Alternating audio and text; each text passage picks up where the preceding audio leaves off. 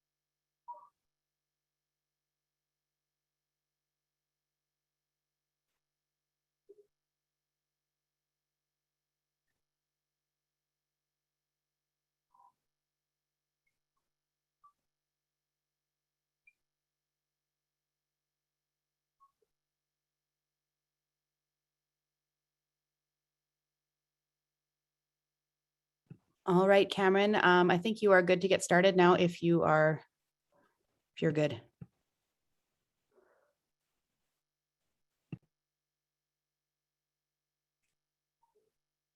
Sounds great. Thanks, Erica. And welcome everyone to the Draganfly earnings call and shareholder update call. We appreciate everybody taking the time to hook up with us today. It's been an exciting and incredibly intense quarter, and we appreciate all your participation and interest in Draganfly. I'm just going to do a share screen now, if that's okay. So just give me one quick second, and I'll just pull this down.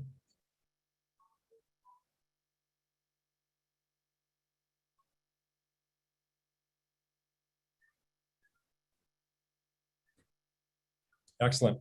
So just to give everybody a heads up, this is a disclaimer. If you take the time to read this, this presentation for its most part is also available on our website as well. There's a few additions in here, which are just, of course, the updated financials, which we'll review. Basically, for those of you who may not know, and just review for others, that Draganfly is often recognized as the oldest commercial drone manufacturer and service provider in North America. And we are a leading and rapidly growing drone manufacturer and solutions provider, and we're in a strong financial position. We boast a strong artificial intelligence and data analysis capability, which is one of our strategic differentiators, and we see key to the future of the drone industry. We also have a strong IP complement and various R&D activities.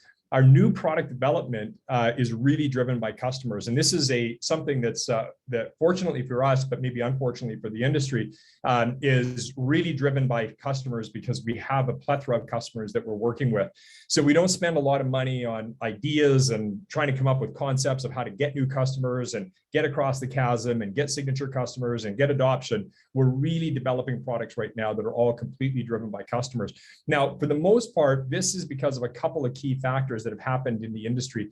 First of all, over the last 24 months, in particular the last 18 months, there's been what's known as regulatory clarity. And Draganfly has been around for quite some time, often as a contract manufacturer or a service provider. But about 2 years ago, we made the very conscious decision to really be building our own product and brand strategy. And this is the key reason as to why, because we saw that regulatory clarity was finally coming. Now, we've been in this business now for 20 years plus, and lots of times there's been lots of excitement about the drone industry and where it was going to go and how it was going to unfold. But through each one of those cases, we really saw a lack of regulatory clarity, and not for any reason against certainly the regulators. I mean, they were really taking a strong look at how drones are going to fit within our infrastructure, within the airspace, and even within the economy. And it's been the last 18 months in particular that we have seen that, which was our real indicator to say, okay, now it's time to become a product and services company and build our own brand in this space. We felt we had the background and the capability to become that number one or number two provider in the North American space. We've seen lots of companies in the past try this who are well-financed and that just the timing wasn't right. And so we've taken that 20 years of experience and now hopefully put it into the market at the right timing. We also see incredible government and corporate sentiment having shifted towards North American manufacturers. And this is really along the realization that drones can collect data or do functions better than almost any other device, in particular collect data. Now, so that makes them a security risk if not potentially handled right. So we've seen a big policy and sentiment shift back to North American manufacturing. Now, this doesn't really equate in the consumer space. In the consumer space, the offshore manufacturers will still be relevant. And even in the light commercial space, they'll still be very, very relevant and in fact dominant. But when you get into that medium and heavy commercial space, that's really the area that Draganfly plays in. And that's where the opportunity now exists. And there's only a handful of North American-based manufacturers and none with the depth of experience that our team has. So between those two factors, we really see a strong environment going forward. Now, back in the 90s, we were obviously very focused on hardware and cut our chops on aeronautical engineering and such. And then as the 2000s emerged and we saw drones starting to look for applications, look for places to be useful, we started to focus much more of our attention on software and sensors. And so we had a full decade plus of developing software and sensors and autopilot systems and incredible ways to collect the data. But now drones are all about two particular buckets that are enmeshed entirely. And those two buckets are either delivery or data. And in order to do delivery or data, you have to proficiently be able to execute on autonomous operations and AI. And I think that what you'll see maybe through this presentation and through some of the customers that we're onboarding is that Draganfly is very well positioned in those particular areas to embrace and hopefully lead the future of drones. In terms of industry outlook, I'll just spend a quick second here. Currently, the industry is about $20 billion, according to most reports that we've been able to see. But it's important to note that the vast majority of that, probably 90% plus, is military, with 10% of that being consumer and some light commercial. And really that $20 billion delta that's looking to be gained or made up over the next 5 to 7 years is really in the medium to heavy commercial space, which is exactly where Draganfly is positioned. Just in terms of our business model and our growth strategy, basically we call our growth strategy right now Operation Keep Up, because everything right now is all about managing inbound inquiries and being able to choose which customers that we're going to be working with to provide the most amount of growth and ROI for our shareholders. We've spent the last 20 years, selling and educating, and the turn in the last 18 to 24 months has been palpable in terms of that inbound and the type of work that we get to pick and choose. So we have a full contract engineering and manufacturing base, which allows us to attract customers from all walks of industries. We are able to really satisfy everything from A to Z in that regard. And that's really what companies are looking for in a big part. Companies aren't looking for a drone. Companies are looking for what a drone is going to do. And now that there's regulatory clarity, what we see is that companies and industry in general are saying, hey, here's the use case, here's what I'd like to accomplish, here's the ROI I'd like to get to. Can you do it? And that's not a matter of picking a drone. It's a matter of picking a solution provider. So we have a full product and development and sales. So we have multi-ring, multi-rotor products. We have fixed wing products. We have controllers. We have ground robots. We have everything that a customer could need and want, and the experience at commercializing and deploying that equipment for them. Also, in terms of our services, we have mapping, survey, data collection, and delivery services. In each one of those areas and each industry that we go into, whether it's forestry or energy or delivery, we have strategic differentiators.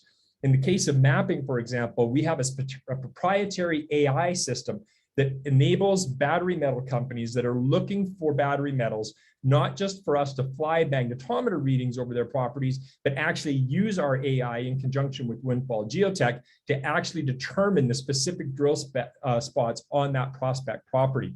That's the type of differentiator that we bring to the table and help set us apart. We do believe over the next number of years, we could be the largest repository of battery mining data in the world simply because of this strategic differentiator.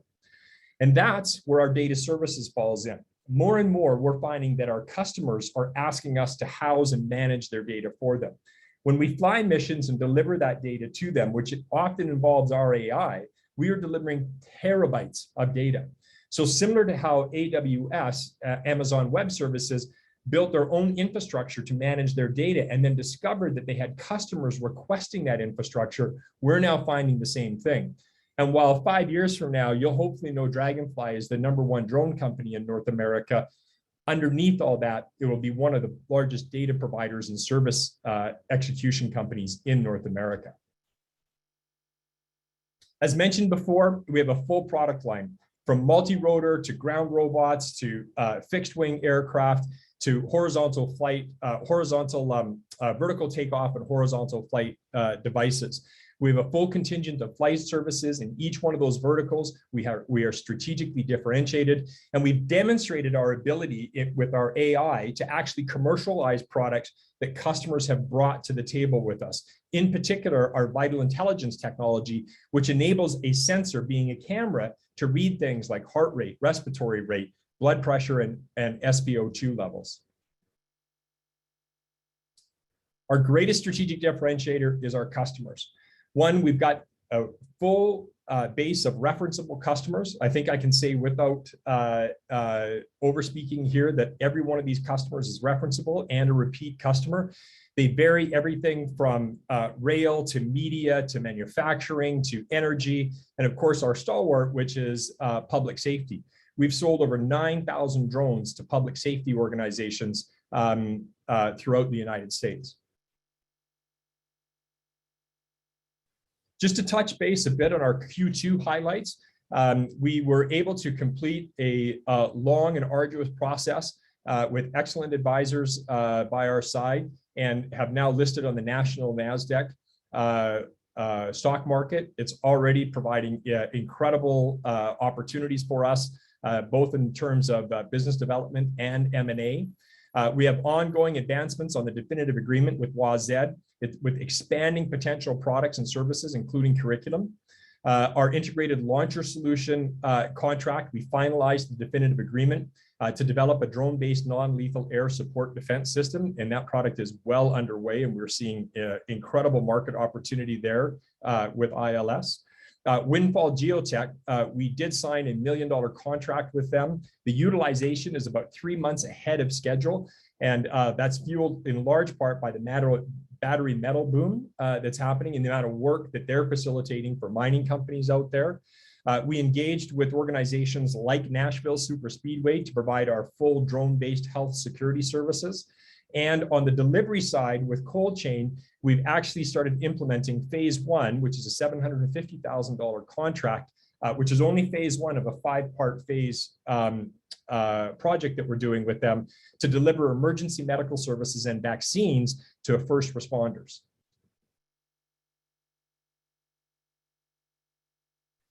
Our IP portfolio is currently at 23, and that's because we're 23 years old. So we typically bring out 1 patent per year. We treat most of our IP as trade secret because we find that the industry copies it quickly or tries to innovate on top of it very quickly. So we're a little bit cautious of how we bring that out, but we continue to innovate very aggressively.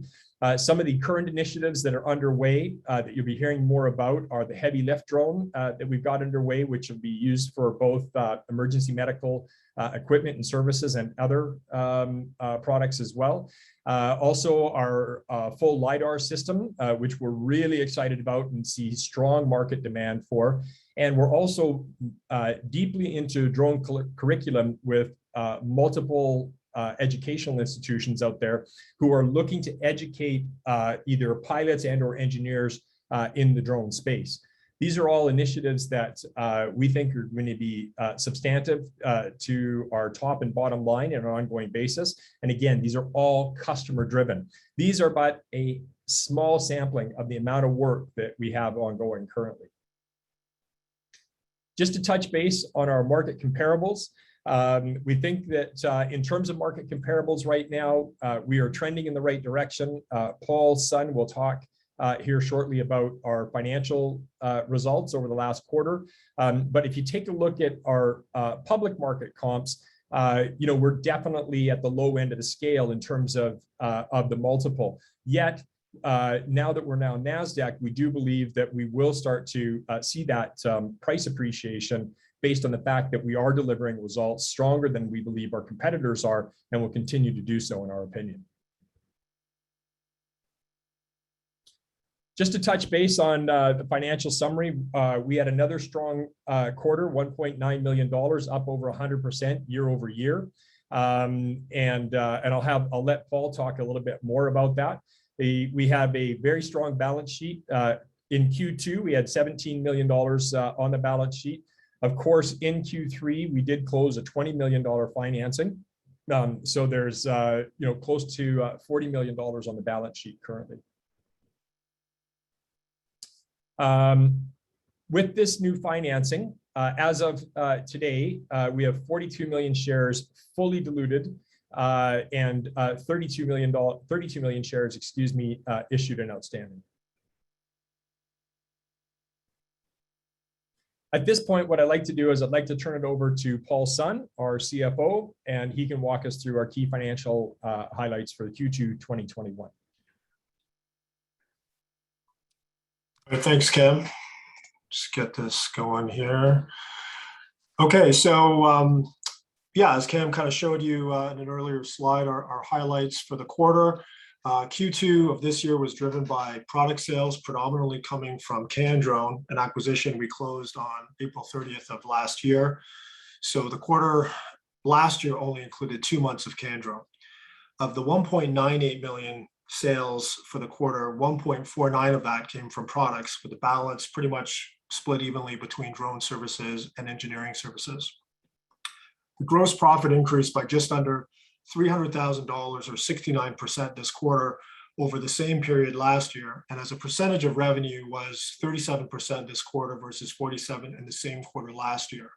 Some products, of course, have higher margins than others, so the decline in margin this quarter was due to the sales mix. The net loss and comprehensive loss for the 3 months ended June 30th, 2021 includes a non-cash change in fair value of derivative liability for USD warrants of $4.8 million relating to the company's Regulation A offering, and would otherwise be $3.2 million and $3.3 million respectively, which is quite reasonable given the recent increase in professional costs relating to our NASDAQ uplist that Cam just spoke about. Following that, loss per share would be approximately 2 cents versus the reported 6 cents on our financials. And we, as Cam mentioned, we ended the quarter with $17.3 million in cash. On the middle slide, if you flash to the next slide there, Cam, yeah, in the middle column there is kind of a snapshot of our balance sheet. And here you can see our total assets increased substantially for the end of this quarter to that of the end of fiscal 2020. That was 42 million versus 7.1 million, which is largely from the closing of the Regulation A financing, along with the booking of closing of our Vital Intelligence acquisition, which we spoke about in Q1 of this year. The working capital as of June 30th would have been a surplus of 19 million if we X'd out that non-cash change in fair value derivative of 46 million from those USD warrants in connection with that Reg A offering. And as you can see, we have minimal debt. On the table on the far right, because we already kind of spoke about year-over-year changes, in this table we talk about quarter-over-quarter changes between this quarter and Q1 of this year. So again, Q2 revenues of 1.98 million increased by 29% over 1.53 million of Q1 earlier this year due to stronger product sales. Gross margin percentage for Q2 was 36.8% compared to 33.4% in Q1 2021. Increase this time is due to sales mix of the products sold. And operating expenses for Q2 decreased by 31% from Q1 of this year due to lower marketing and investor relation fees. And finally, the total comprehensive loss for Q2 2021 was 8.1 million compared to 44.9 million in Q1 of this year. And as mentioned, if you'll recall, Q1 2021 had that big loss due to the initial accounting treatment of that 41.8 million non-cash liability from USD warrants that were issued during the company's Reg A offering. And without that, the loss would have only been approximately 3.9 million, which again is quite reasonable given the context of this quarter versus the last quarter. And with that, I'll pass it back to Ken. Thanks, Paul. Appreciate that. So in summary, before we get turned over to Scott and some Q&A, basically, Draganfly is definitely in a rapid financial growth phase. And in my opinion, we certainly don't see any end in sight. So we're continued with new contract wins in multiple industries. 2020 was a breakout year, and 2021 is actually trending much better. So as a percentage of growth, I'm confident that we're going to be able to continue a very rapid pace. We're providing advanced drone services and solutions. So there's a lot of companies out there right now that are talking about doing drone services and solutions, that are coming up with great designs, that are implementing with an odd customer or two. But we're talking about in the field, advanced, reliable product lines with proven track records, and they're scaling. And these are the things that are counting to North American-based companies in general, but not exclusively. But in the North American market, this is what counts, is who has done the work before and who can scale to the requirements that are now coming down the pipe. We are in a heightened regulatory and very active drone market, and the wind is at the back. The FAA is very favorable for the drone industry right now. They're providing clear guidance, and they are an open door to experienced companies that are working with real customers. We are finding that if you are bringing real customers with real opportunity and practical use cases to the table, they're extremely eager to work with. And we have a seasoned executive team complemented by a fantastic engineering staff and a board of directors that's certainly for this size of company, second to none. So we feel really optimistic about where the company is at today and where potentially we are pointed to for the future. With that said, I know there's a number of burning questions out there. We've had a very busy quarter. We look forward to an even more active quarter that we're tactically in right now, and the quarter after looks even busier. But on that note, what I'll do is I'll turn it over to our president, Scott Larson, to help facilitate some Q&A. Scott. Yeah, thanks very much, Cam, and Paul as well. As mentioned, I'm the president of Draganfly, and certainly want to pass on my own welcome to everybody who's taken the time to join us this afternoon. Just for everybody listening on the call, at the bottom of the right hand, at the bottom of the screen, there's a little Q&A button that you can click on. Feel free to ask questions. We've answered a bunch of them.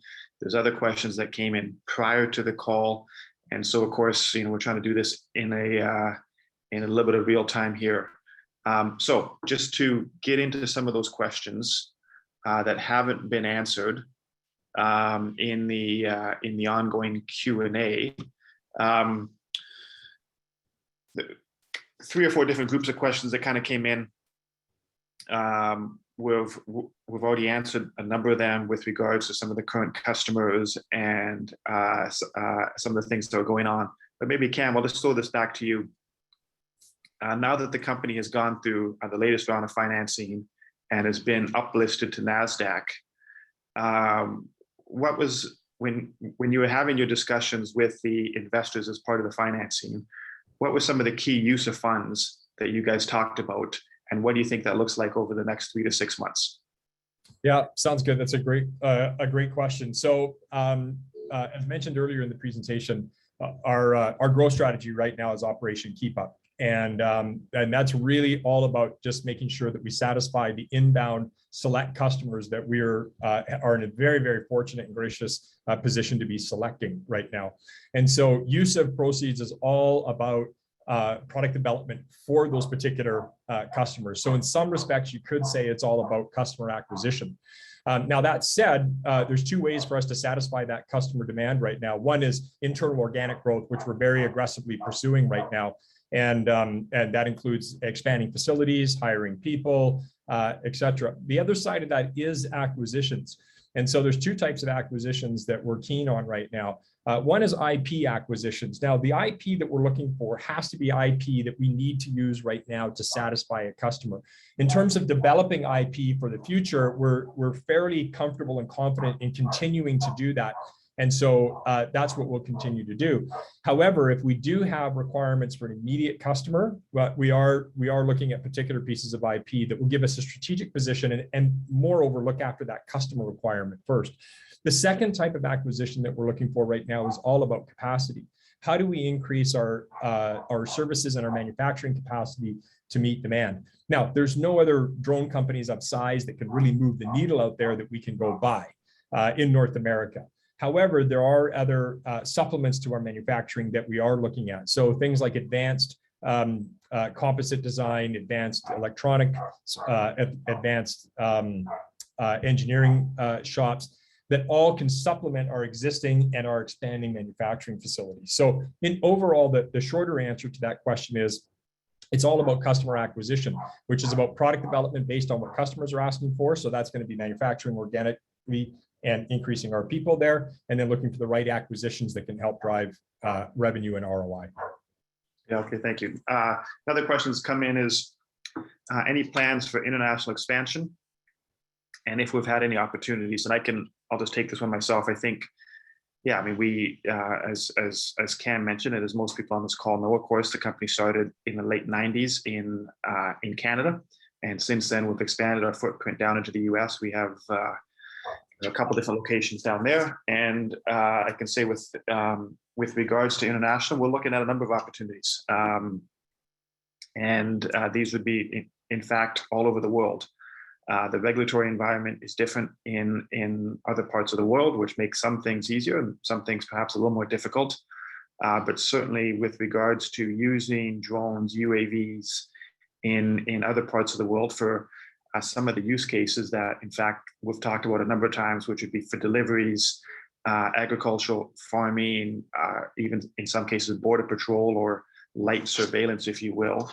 The types of drones that Draganfly has and frankly working on are great fits for that. So I think over the next little bit, would like to be coming up with some updates on that with regards to some of the things that we're doing internationally, and perhaps even a little more specifically with regards to some of the things that I mentioned before about drone deliveries and different sensors and being able to wrap in some of the IP that we have here. Another question that's come in is, which sectors do you think will benefit the most from your drone solutions, mining, government, and so forth? I think that is the question. And I think it probably goes back and forth a little bit with regards to different incoming calls that we get. I think fundamentally, at the end of the day, we think drone deliveries are obviously a key market moving forward. And then we think being able to attach different sensors to the UAVs, to the drones, to come up with different data sets. And we're doing a fair bit of work on that with regards to mining right now. Agriculture has been a key component of our heritage. And then even more in that into first responders and, the civil aspect of it, fire, police, and so forth. And so I think broadly it's drone deliveries and then different forms of data collection. But those markets are growing, and within each one of those sectors, you've got different niche segments that we think we can not only compete, but actually own. But yeah, broadly speaking, we're staying as focused as we can within those categories there. Couple questions here about uses of cash. I think we've addressed that. It's a new product and M&A. Yeah, a few more questions here, actually a little more specific on the M&A. And I think, we're a public company, of course. We put out updates and disclosures as things happen, as agreements are signed, as they become material. I don't think it'd be prudent at this point to say exactly what those acquisitions look like, but now we've talked about it a number of times. It's certainly on the public record that acquisitions in this sector, where there's some consolidation going on, is a key is a strategy of Draganfly. And so I think we'll hold off some of those answers until we get to that point, but we're working hard on it. I think that's probably the right way to say it.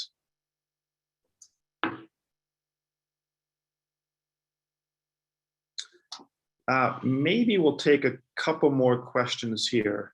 And Paul, maybe I'll throw this one to you, if possible.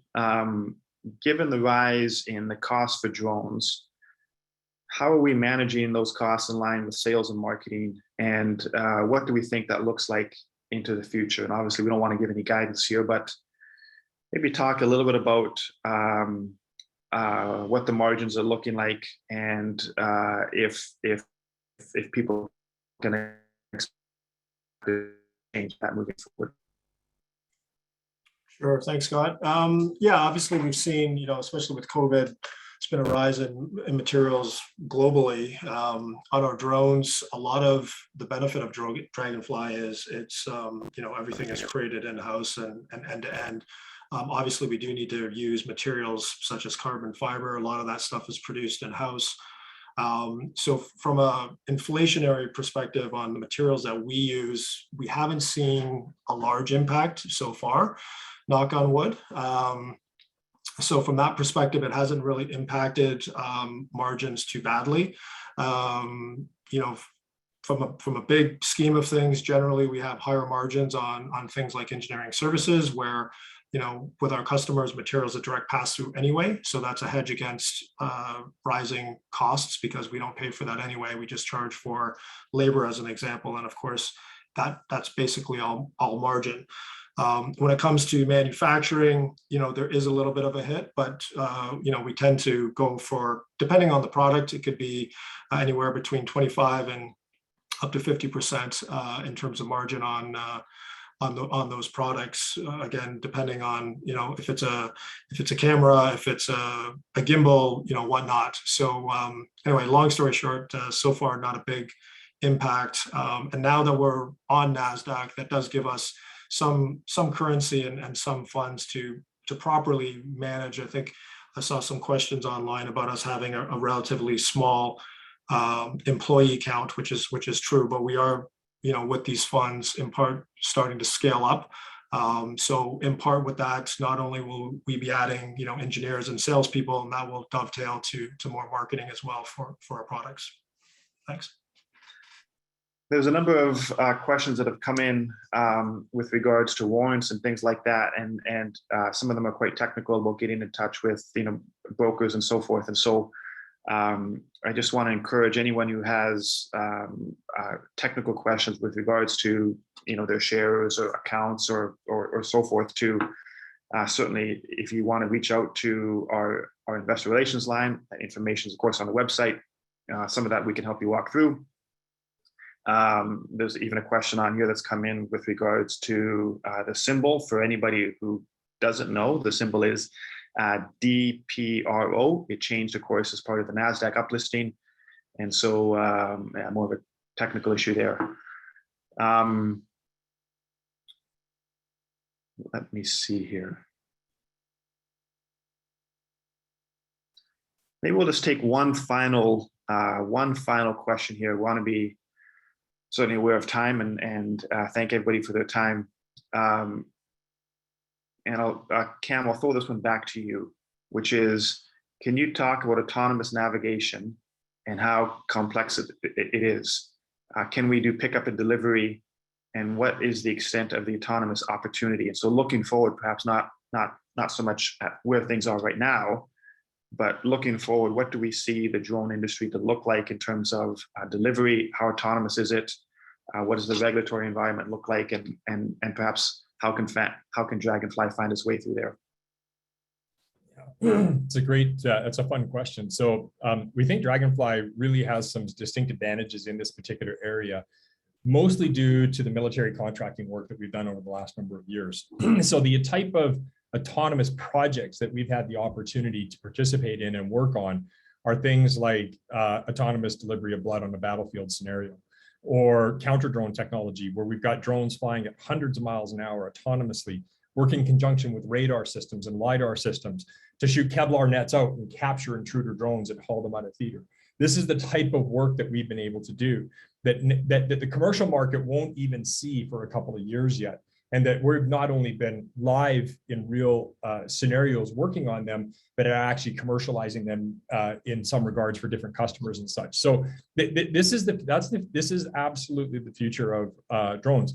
And it's why you have to have that autonomous experience. Maybe real world experience is a lot different than programming an algorithm in this regard. The variables are just unlimited. Now, the other side of this is regulatory, and then the third side of it is use case. So the regulatory complexity and clarity around that is still yet to come. But from somebody who's deep in the in the industry, you see it coming, and we have a very strong sense of where it's going. And those early adopter customers, which are some huge namesakes out there, they're also on the leading edge of that, because this is a way for cost to drop significantly. If you can imagine the inspection of power lines or infrastructure or emergency response, all of it being able to be done with less and less manpower, or to help supplement manpower in those situations. So autonomy, you require a ton of experience doing, but you need a lot of AI experience, a lot of engineering experience. And it's not something that it's very few companies are going to have the opportunity to learn this on the job. So we've got a distinct advantage of where this is going to go. In terms of the delivery space itself, the retail space, which is what gets most of the attention, will have some early wins in it. And there's a couple of really great namesake companies out there doing some incredible work in this regard right now. However, our view is that the implementation of retail will be 10 times the size anybody anticipates, but it's also going to take 2 or 3, maybe even 4 times as long. And so we want to be a little bit careful, because I think there's a lot of companies going to blow their brains out doing that retail delivery thing. Just as we saw the whole drone industry took a lot longer, but it's much bigger than we thought. However, if we look in the light and the medium commercial space, so emergency delivery, cargo ports, those types of things, that's where there's real application right now. And generally, it tends to be a little bit more heavy lift than what retail would have expected as well. And so in those confined areas, autonomy is a lot more predictable, if you will. And so that's where we'll see some of the early implementations of it as it relates to delivery. And of course, no drone flight will happen without the collection and analysis of data. Thanks very much. We have had about 50 questions that have come in, which is an awful lot. I think we've answered a chunk of them. Some of them, I don't think we're going to have time to get through all of them. Some of them are obviously quite specific. I think it's now just about 40 minutes into the call. I think, Cam, why don't we take one more, and then we have time for another 4 or 5 minutes here, and then we'll wrap up after that. Sounds great. Scott, I'd love to maybe if while you're picking one there's one in particular I'd like to address here, but because there's kind of a bit of a theme here, about the price and the stock and those types of things. So, can we discuss, why we priced what we priced when we listed on NASDAQ and such? And I think there's a couple of overriding factors that are probably relative and probably great to be understood. First of all, in the month of July, though the markets tended to do quite well, approximately 23 of 32 small cap offerings were underwater in that month, right? And of those, of all of them, there's only 2 that were even up 10%. So the broader institutional market, who we were very fortunate to attract and become investors of ours now, we're just feeling probably a little wobbly about the whole space in general. And so that it's a big factor when it came into it, and we certainly had demand for a lot more capital, but didn't take all of it. And then the second piece of that is you have to remember that in February we had closed a financing, a $17 million financing at 47 cents with a 71-cent warrant on it. So many of the institutions were looking at this like, wow, we like this so much. We're doing a financing above where there's a warrant out there that still has a year or 2 available on it, regardless of the fact that it was locked up and stuff. So, and it's amongst 8,000 shareholders. But that being the case, it was from a pure financer's perspective, they viewed they were giving us a premium on this. And so one of the questions I know then becomes, as I'm reading it here, so well, why'd you take the money at all? You have a pretty strong balance sheet. But I think it's really important to understand that Our main competitors are not actually the public comps out there. Now, in my opinion, we're the best public comp out there, and we are going to get rewarded for it. We just have to continue to produce the results, which we have a track record of doing, and we're going to continue to do. But the real competitors out there are a couple of the really big VC-backed and big private equity shops. You know, the Skydoos of the world, which have a couple billion-dollar valuation and a couple $100 million on their balance sheet. We can compete with those folks. But in order to do it, we do need a certain amount of fuel in the tank. We believe with this additional $20 million, we've got that fuel in the tank. And we believe that the NASDAQ listing was so important, right? In terms of customer